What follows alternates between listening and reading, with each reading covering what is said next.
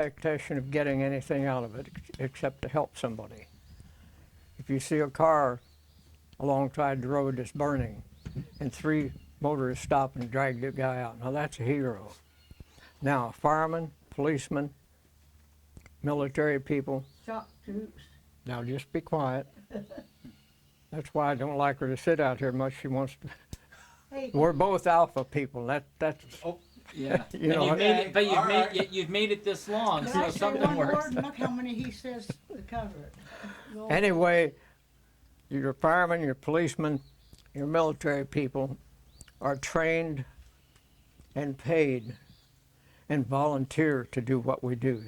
That doesn't make you a hero. Now, bravery beyond compare. A fireman that runs into a burning house, I can't even imagine doing that. A policeman that stops a car with 4 grungy people in 3 o'clock in the morning all by himself, to me that's brave. But it doesn't make him a hero. Now, I know I ruffle feathers, but that's the way it is, Yeah. my feeling. All of our people, we've discussed this many times, and we all feel that we are not heroes because we volunteered for this. Mm-hmm. We also got something out of it. You've got to understand these special forces people today, Rangers and Green Berets and all these people, we were the genesis for these people. We did everything, but we decided after the war that instead of having paratroopers and gliders do it all, they'd break it off and have these small groups. And to me, they are doing a marvelous job, and I think under the political situation we have, it's amazing to get anybody to volunteer at all. Chuck, well, I'm assuming we're rolling. Hey, D-Day. 30 years, yeah, after the bombing of Pearl Harbor. So, Yeah. in addition to my father being obsessed with conflict, but my dad really was quite the historian. And I met a fellow who was a survivor from the Nazi prison camps over there. And I used to see him every day. He was doing physical therapy in the. Want him to have his hat on? Oh yeah, if you don't mind. That's a great It's hat. kind of silly for me to wear No. him not. Yeah.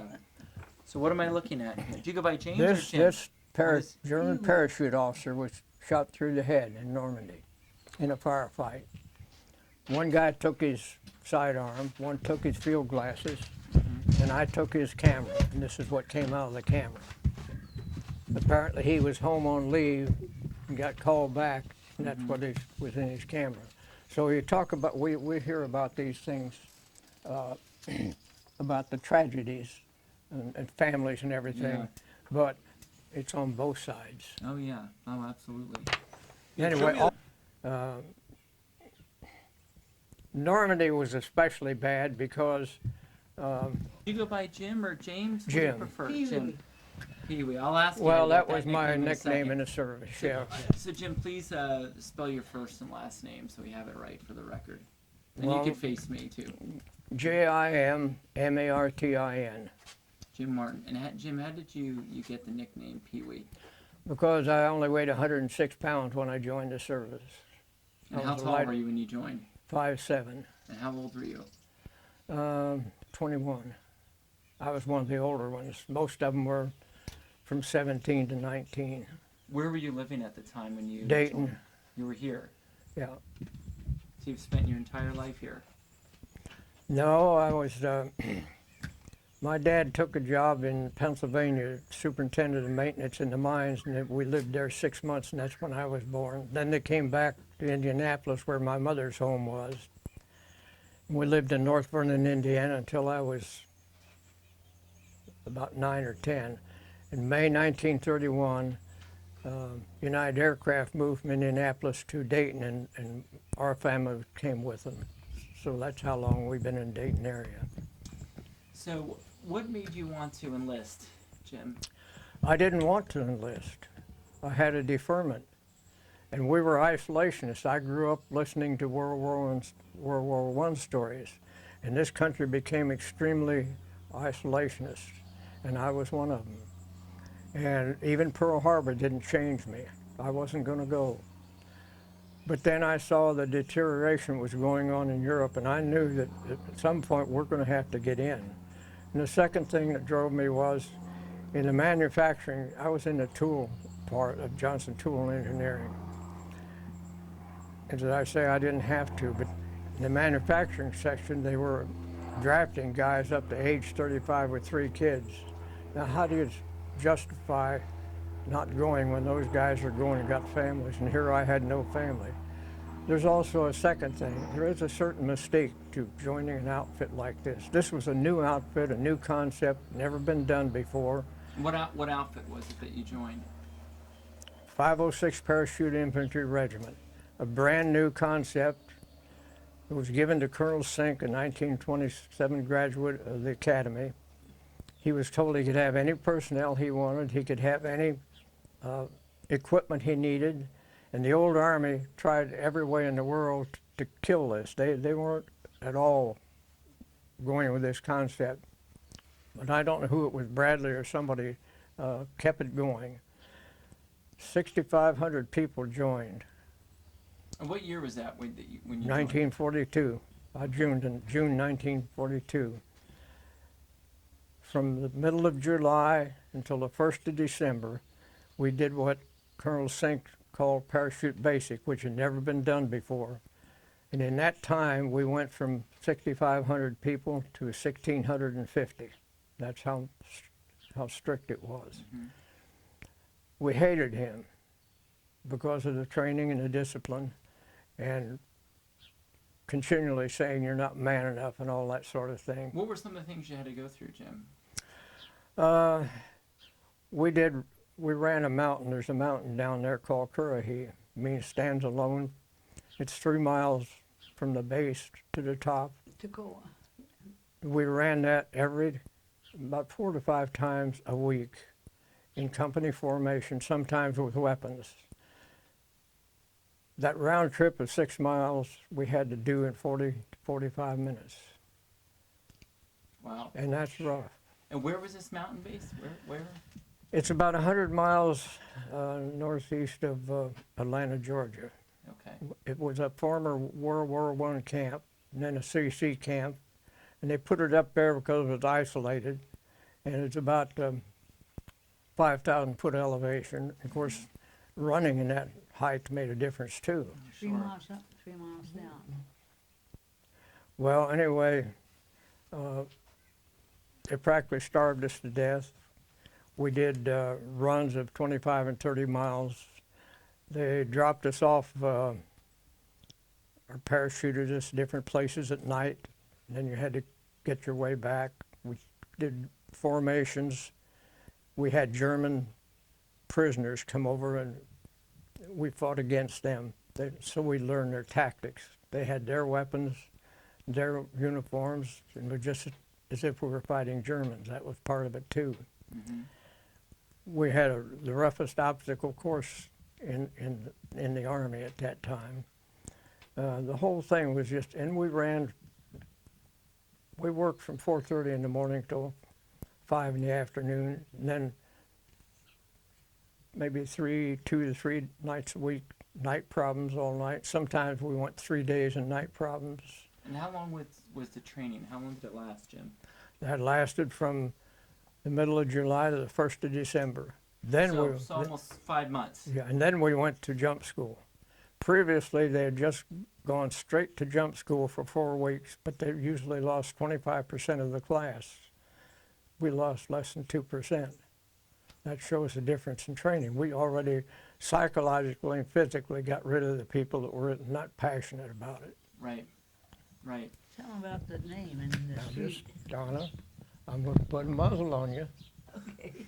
There's a lot of things you usually tell that you don't tell now. Well, You said them so much. so, because you're going to these events coming up in France. So I want to ask you, about your involvement in D-Day and what you recall about that day and what exactly, where you were that day and what did you do over there? Well, And when were you deployed? We should probably start there. When did you go over? we left England at 11 p.m. on June 5th. We jumped 12:30 a.m. on the 6th. That was about 4 hours before the beach people came in. Our objective of my my regiment the 506 Regiment, was 2 bridges across the Douve River. The Germans had built those bridges about 3 months prior to our coming there. One was a vehicle bridge for tanks and trucks. The other was a big pedestrian bridge. That was to funnel reinforcements down to the beach. It was paramount that we stopped that, which we did. On the jump, on the planes, you had what was called parabundles. They weighed 300 to 500 pounds. And they hung underneath the plane like bombs. You'd have 4 to 6 of those bundles, and then when you got to your objective, the guy would pull a switch and they'd drop just like bombs. We lost all of our communications equipment, so the regiment thought we had been wiped out.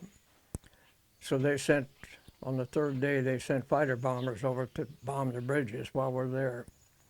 What did you experience when you, I mean, how high up were you guys when you jumped at 12:30? Pathfinders jumped at about 300 feet, and the rest of us jumped anywhere from 400 to 500 feet. And did you jump onto the beach itself, or did you guys I jump was in the right water? behind St. Comme de Mont. But a lot of guys drowned because the Germans opened the floodgates and flooded all the lowland, and water was as much as 5 or 6 feet deep. And many people drowned because they had had photographs just before we went in, and it was all dry, but when we went in that night, it had been flooded. Do you think they knew, I mean, they, you know, history says that they were anticipating an invasion, but they didn't know when. Do you think they did it? They didn't know exactly when or exactly where. They really thought it was coming Palais, there where Dunkirk was, the narrowest part. But Rommel thought it was going to come where we were, and he had a disagreement with the high command. Also, Rommel felt that if you let the people get on the beach, get off the water onto the land, that you lost the war. Every single person, including Hitler said, no, let's let them get on land, then we'll surround them and annihilate them. Turned out Rommel was right. Yeah. But Ed Shames, later Colonel Shames, he was sergeant then, and Chaplain McGee were standing up on the levee when these fighter bombers came, waving cerise panels, trying to tell them we're friendly troops. And they're coming with machine guns blazing and dropping bombs, and they straddled those two. Never hit either one of them. We only lost one guy killed in that. Wow. Wow. So then after we did that, then we got the beach forces came in, took over, and then we went on to other things. What time did the beach forces arrive, Jim? After They you had came in landed? around, we came in about midnight, and they came in around, I think, 9 o'clock, around 9 in the morning, about 4 hours after we did. Chuck, anything you want to ask at the moment? I'm just thinking of some things in my head. You know, I guess one question I have, Jim, is from your perspective, why do you feel it was, or do you feel it was really important to win that battle at Normandy? You know, why do you feel it was? If you didn't win that battle at Normandy, you're done. Now, we had a storm immediately, 3 days after we went in. For 3 days it stormed. The weather was bad. Yes. Well, it destroyed the mulberries, the artificial wharfs that they had. And if they couldn't have gotten an additional 100,000 people landed in the next day, we were given the information that if they couldn't get those people on, that it was over and we're going to be on our own. They're going to pull out and leave us.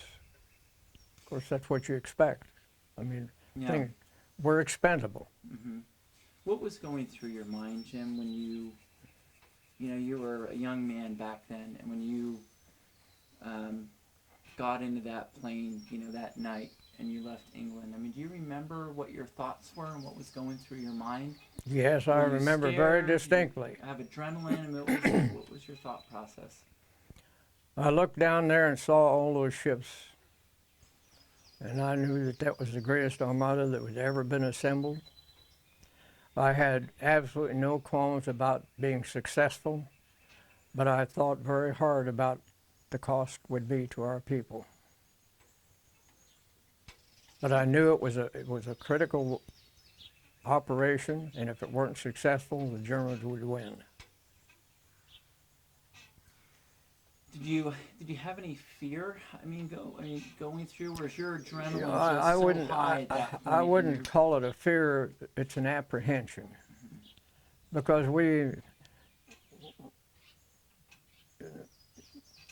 if you're too afraid, you can't work.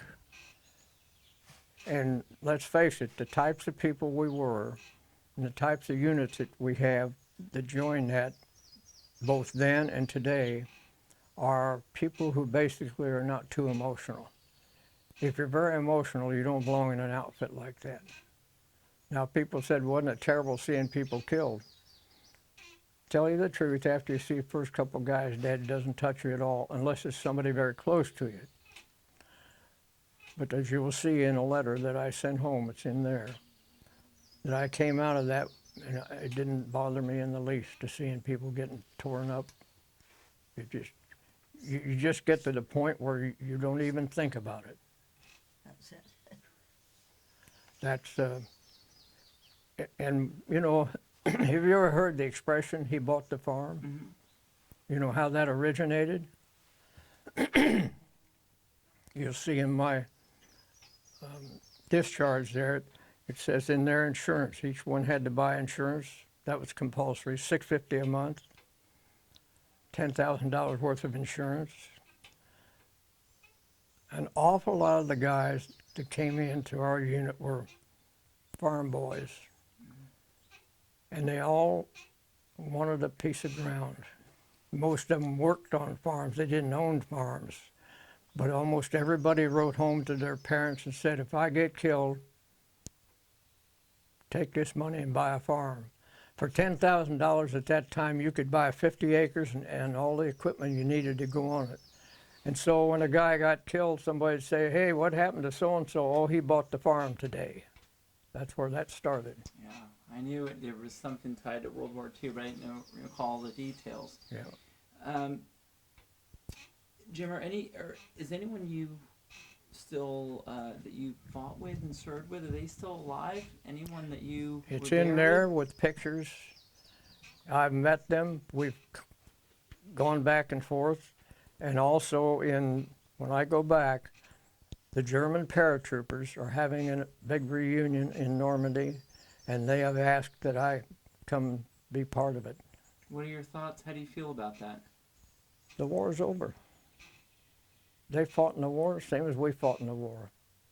So, you know, a lot of people say, well, I hate them. If you hate them,